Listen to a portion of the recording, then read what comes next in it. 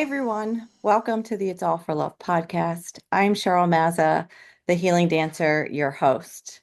This podcast is all about Michael Jackson and how he continues to spread love in our world and inspires us to live our best lives.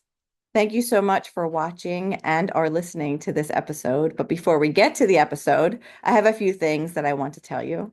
If you are watching this podcast on YouTube, please make sure that you are subscribed to the YouTube channel and also like the video of the episode that you are watching. And I would also love it if you would leave us some comments about how much you loved the episode. If you are listening on any other podcast platform, if you are able to, please subscribe on that platform. And also, what would really help me is if you would leave a review on whatever podcast platform you are listening on. The reviews help the podcast to be more seen and to spread the word to other Michael Jackson fans about the podcast.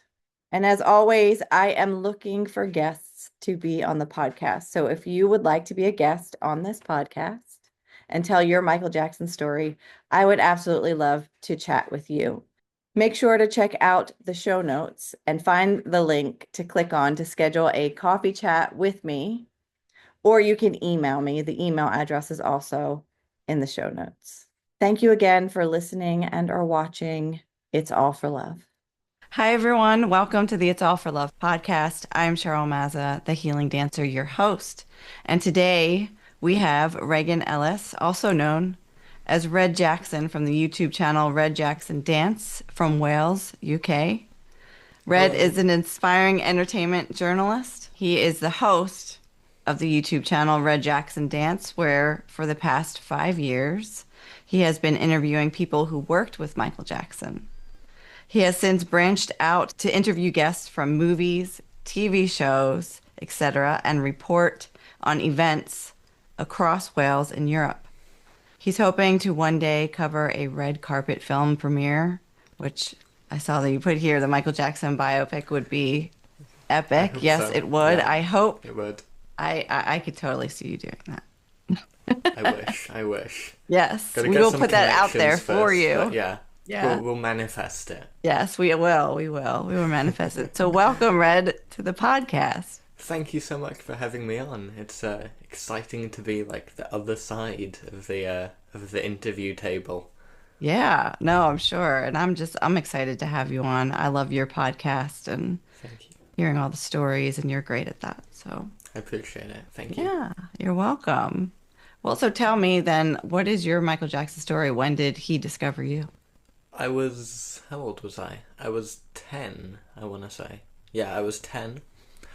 And my parents wanted to go to a Michael Jackson tribute show called Thriller Live, and it was coming to our like local city. So my parents wanted to go, and they asked me. I was like, "No, who's Michael Jackson?" Like, yeah, that's old. I don't know. But I went along. I wasn't really expecting much, and I remember just being like, "Wow, how can people move like that?"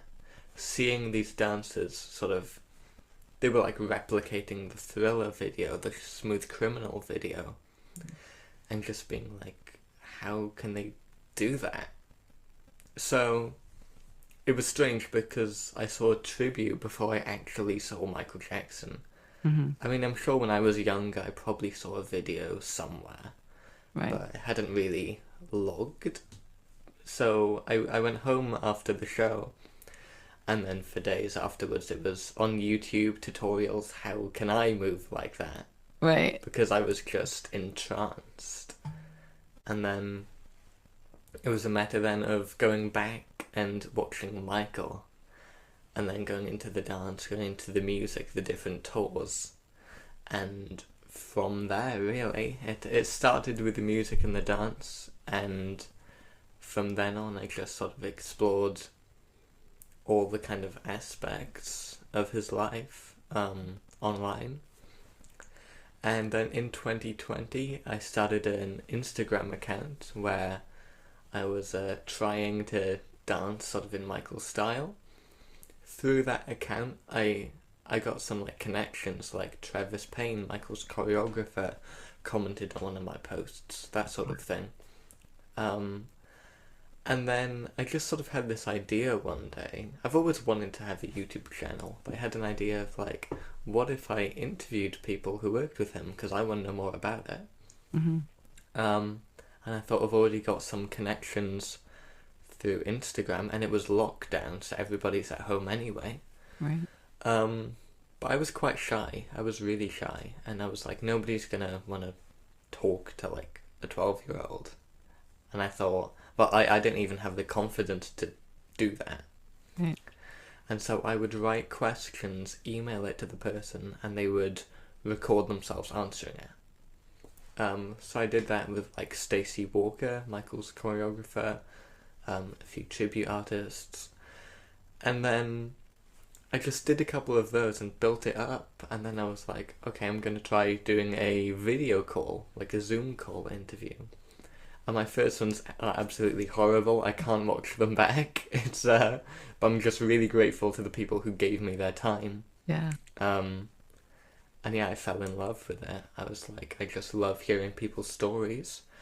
So I kept doing that, and I've been doing that for 5 years now on my channel, and I've just been really lucky to make connections and get to know people along the way because I've gone to some Michael Jackson fan events and met different people, and I've really kind of found that there's this whole Michael Jackson fan community out there, and through Michael Jackson I've discovered that I'd like to be an entertainment reporter as a future career.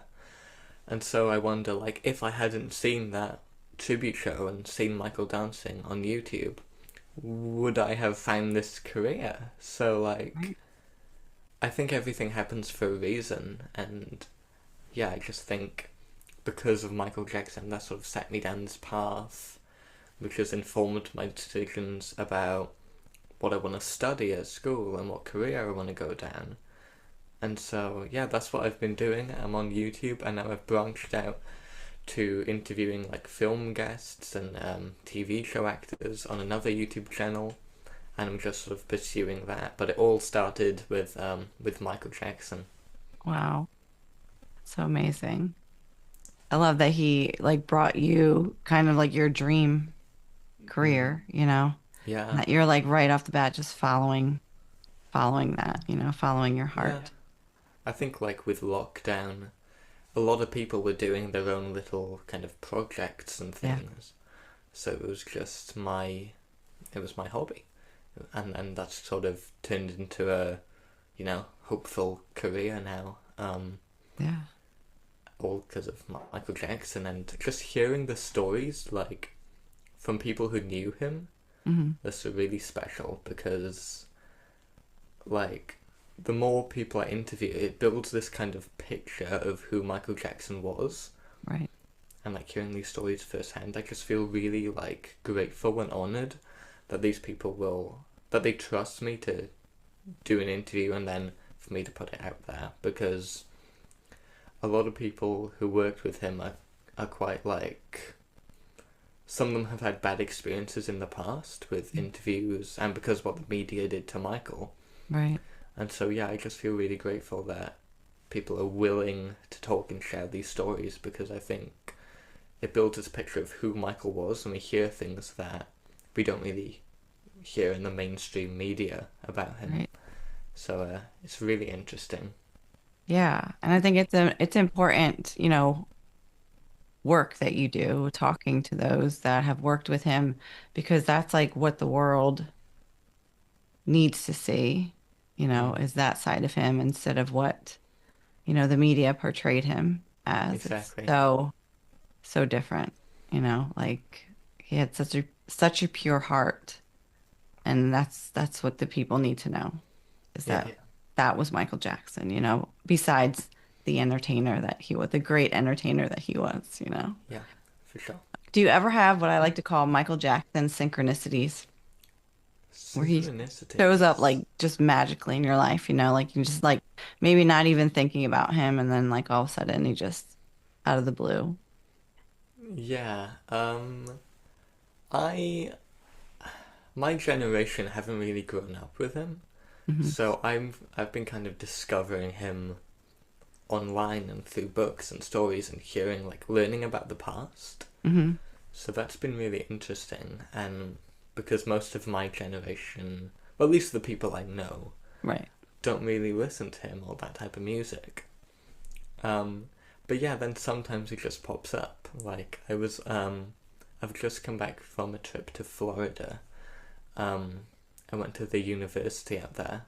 Hmm. Um, and there was a karaoke night, and some of my friends out there knew that I try to dance a bit like in Michael's style, and they were like, "Oh, you should dance."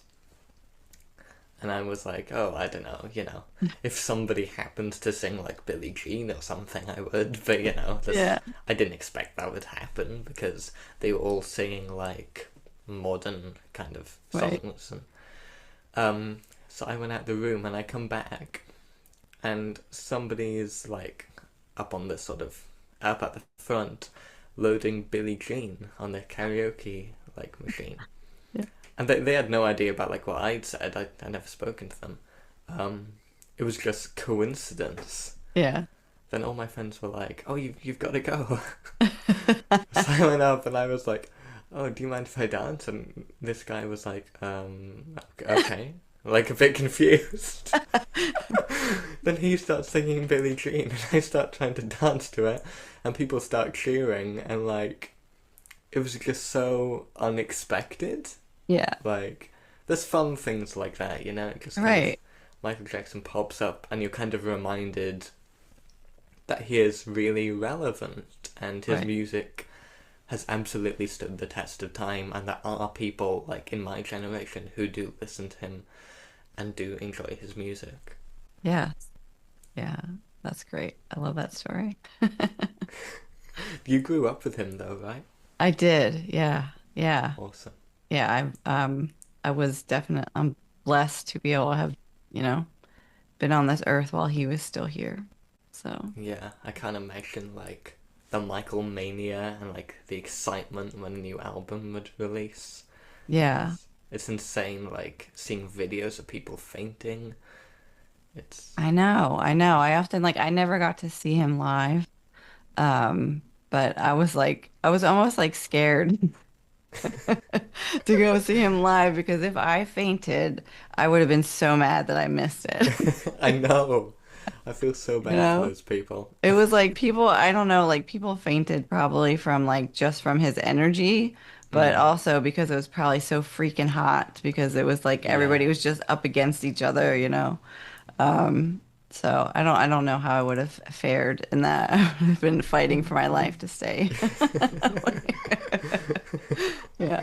But yeah, I got to see him like I remember like MTV and VH1, they would have like Michael Jackson weekends, Right. and I would record them and when I was younger and then when I went to college, I would bring those VHS tapes with me and watch them because I went to college for dance. Like dancing is my Oh, passion. cool. Michael Yeah. introduced me to dance when I was like 7 years old, and that's what I would do like on the weekends because when I watch Michael Jackson, I get inspired.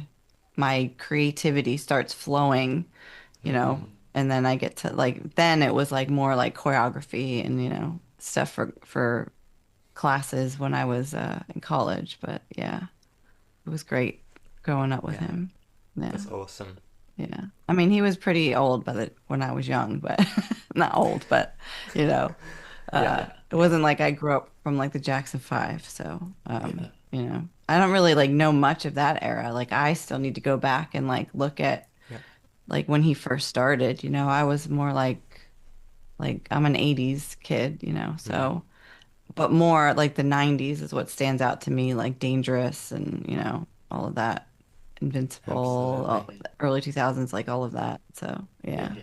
That's what's fascinating though, isn't it? Like his career just spanned like such a huge amount of time, and like he's got so many different like eras and kind of Yeah. looks and music styles that he sort of he achieved so much within that time span. It's Yeah, like it's almost like different people, like the 80s Michael Jackson, 2000s Michael Jackson. It's right. fascinating to just to learn about. Yeah, it is. I agree. Well, do you have a favorite Michael Jackson song? Oh, how do you I answer that? know everyone says that. Favorite Michael Jackson song? I think what I like about Michael Jackson as well is how different his songs are, which makes it so hard to choose. Yeah, Like, you can't compare, like, I don't know, Beat It to Liberian Girl to Don't Stop Till You Get Enough. They're all right. so, like, he tapped into so many different genres that, like, you can't choose. It depends on, my mood or, Yeah, like, like, I just can't pick one. yeah. Trying to think what I've been listening to recently. There's not just one. You just I click know. Michael Jackson and Yeah, then just let just it do its let it thing. shuffle. Yeah, no skips. Right. I really don't know. I can't decide. But like, as far as the short films go, Mhm. Smooth Criminal, for me, just like encapsulates like just cool Michael Jackson. Yeah, He's there with a hat yeah, and he's dancing, and it's just he's got this aura and that real superstar kind of power.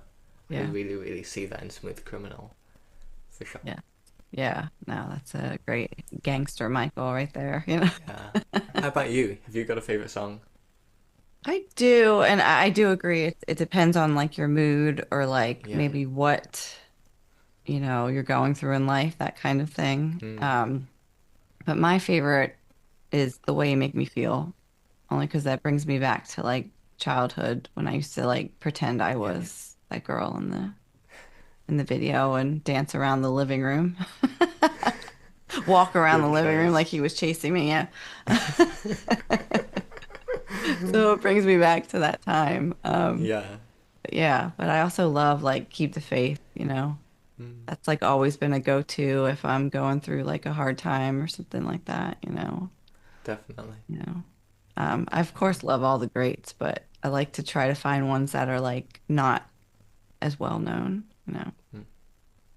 Yeah, like his sort of music catalogue is just so, so huge, and like all the songs have like these messages embedded in them. I Yeah. really like his music.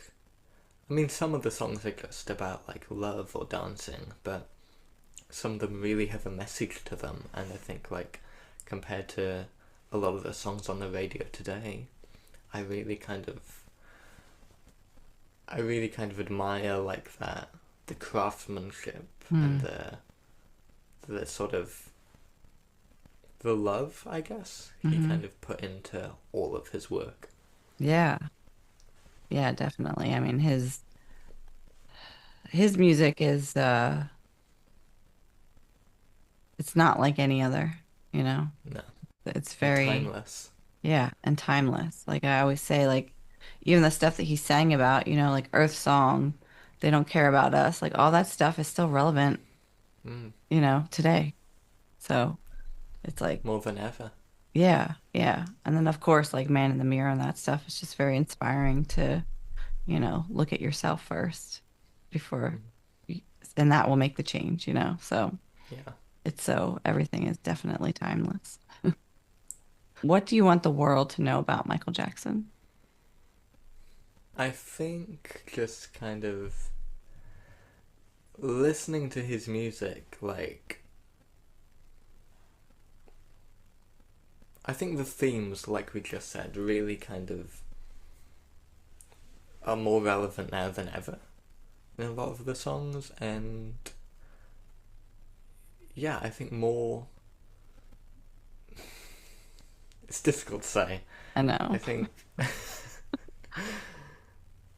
more artists, I think, should sort of have those kind of themes and try to have such an impact with their music. And the way he kind of donated to charity and things without the cameras. Hmm. I see so many videos online of like people recording themselves giving like things out to homeless people, which Hmm. which is great. But again, it's like, why do you have to record it? Right. You know, Michael Jackson would go in with like no paparazzi, no cameras, and he would just give Mm-hmm. to give, not for the attention. Right. So yeah, I admire the sort of humanitarian side, and I think not many people know about that so much. Right. And yeah, that really ties into the music where he sort of fought and talked about these issues as well, which made his music so like impactful and so inspiring, Mm-hmm. instead of just singing about, you know, something that's been written about times and times before. Right. And how he always tried to sort of use technology and things and push the boundaries with his music. Mm-hmm. Like with Dangerous, like he was like pushing the way he could sort of manipulate music, and then going into the R&B genre. And same with like the moonwalk, he learned that from like street dancers, and he sort of took these new moves like popping and locking and sort of brought them to the mainstream. I like how he was always trying to kind of make something new and make something more exciting, and instead of just playing it safe. Mm-hmm. So I think, yeah, it's just interesting to read about and hear about the way he sort of worked, and yeah, I think I just admire that, and that sort of inspires me to kind of be creative, and inspires me to want to talk to more of these people who've worked with Michael, to hear more and more stories that I think more fans and maybe not fans should know. Yeah. Do you have a favorite guest that you've had on your podcast? I know it's probably hard to choose. Yeah, it's hard. Like, Or like favorite like episode, like story that was told or something like that that yeah, stands out to you. I think they all stand out for different reasons, because like overall across my 2 channels and some events, I've done like over 100 interviews now, but I can still remember like every single one, and like I always remember the moment like I booked it. Like Mm-hmm. they said, "Oh yes, let's do it on this day." Like I remember where I was, what I was doing, because I think everyone, even now after interviewing people who worked with him for about 5 years, it's still just as exciting. Mm-hmm. And I'm trying to interview people who are closer and closer to him, which means it's getting harder because a lot of people are quite like under the radar, Right. or don't have social media or things like that. But I think the stories are more and more personal as well then. But yeah, they all stand out for different reasons. I mean, my first ever one was Stacey Walker, and I remember waking up and she'd sent me like an audio recording of her answering questions. I remember being so excited listening to that as soon as I woke up. My first Zoom call was a guy called Robert Taylor Jr. He's an entertainer, and he performed for Michael. And he was like, I was nervous, it was my first ever one, and he could not have been kinder and more sort of bubbly, and that sort of really like, that really made me want to keep doing it, you know? Yeah. He made it so fun. And some people just say like really nice things and give really nice feedback at the end. Mm-hmm. And it sort of really reminds you like some of the people who worked with Michael do really want to share these stories and want to sort of talk to the fans, and there's something really nice about that. Mm-hmm. But yeah, it varies. They're all special for different reasons. Whether it's interviewing bodyguards, which a lot of the time is a lot more serious, but a lot more, there's some thrilling stories in there. Or like choreographers talking about how Michael worked and how he put steps together. Like, whether I'm interviewing like a musician or, you know, somebody who was a friend of Michael, they're all special stories, and they're all different for a reason. But yeah, they're Mm. all yeah. I can't pick favorites because they just all like Yeah. they all mean a lot to me in a lot Right. of ways. Um, but yeah, I'm always working to like book the next interview all the time, but it takes time because it depends on people's schedules Right. and things. But still going with it and hoping for only like bigger and better videos. Yeah. No, you will. You will. Hopefully. Yeah. No, I And see. the sort of fan community as well is really special. Like Mhm. I've been to an event in London called the Kingvention. Yes. Um, yeah, and I've done some interviews there, and I I almost don't like talking about it because I don't want to sound like I'm bragging. But I've had people come up to me and they've said like, "Oh, I've watched your videos. I really like what you do," and that a part of it's kind of strange because it's like, wait, people kind of recognize me. They've Right. watched me. Like, Right. oh, Yeah. Yeah. wow. Um, but it's just like really heartwarming, really nice to know that like people actually watch my videos. Like people actually, it's not like a number of views. It's like actual people. Right. And yeah, I feel like going to events like that, it's kind of like a family almost. Like Mhm. everyone kind of knows each other, and you can talk to anybody there because everybody likes Michael Jackson. You've all got something in common. Yeah. And yeah, through events like that, I've met some wonderful people. I've got a sponsor, Jonathan Downey from Michael Jackson Market, Okay. who I always talk with, and he could not be more supportive. And yeah, I've just had people be really, really supportive um, of me and my journey. And there's just so many people from all over the world I've met because of Michael Jackson, because I Right. saw these videos of him, because of this tribute show I saw that I didn't even want to go to. Like, Right. yeah, it's just kind of crazy how one thing has led to another. So yeah, there's so many like favorite memories of just talking to people because not only has it made me like sort of land on a career that I want to pursue, but I used to be really shy Hmm. and I'm quite a confident person. And through sort of pushing myself to talk to people and interview them online, that's sort of brought me out of my shell. So, like, that's all happened because of this Michael Jackson channel. Like, Right. it's really strange how one kind of musical artist has sort of changed me and the way I view things as well. It's yeah, I think I have a lot to owe to like that one night I decided to see these guys dancing. Yeah. It's yeah. And It I was mean like, what you've done with this podcast is incredible. thank you. How did the idea for that come about?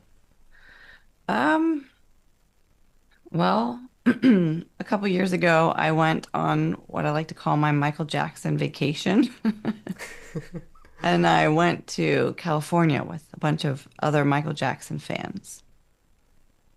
And I did like it was a Michael Jackson retreat. So I have two friends from Canada, Brenda and Siren, who decided to do a Dancing the Dream retreat in California. So I was like, I gotta go. So we went, and then from there, after the retreat, we went to like Neverland area. You know, we stayed like 20 Cool. minutes outside of was it Los Olivos? And then, you know, we went to Neverland a few days in a row and hung out front there, and that was just like amazing experience, you know. You can definitely feel like his energy there and it's so peaceful. And then after Yeah. that we went to LA and you know, I did the whole like went to go see the Thriller House and the Palace Theater and all that stuff. Um and then it was like the most amazing 10 days of my life, you know, like I Hmm. was just totally immersed in Michael Jackson and around a bunch of people that love him too. So, you know, I don't get that every day. Um, so when we were done, I was like, I want more of Michael in my life. I don't know what that looks like. So I put it out there into the universe. And then the idea of like talking to other fans about like their story, because if you, every Michael Jackson fan, moonwalker, whatever you want to call us, have has a story of how he came into their lives. And to me, that's interesting. Like I love to hear everybody's story and how he's inspired them because we all have ways that he's inspired us.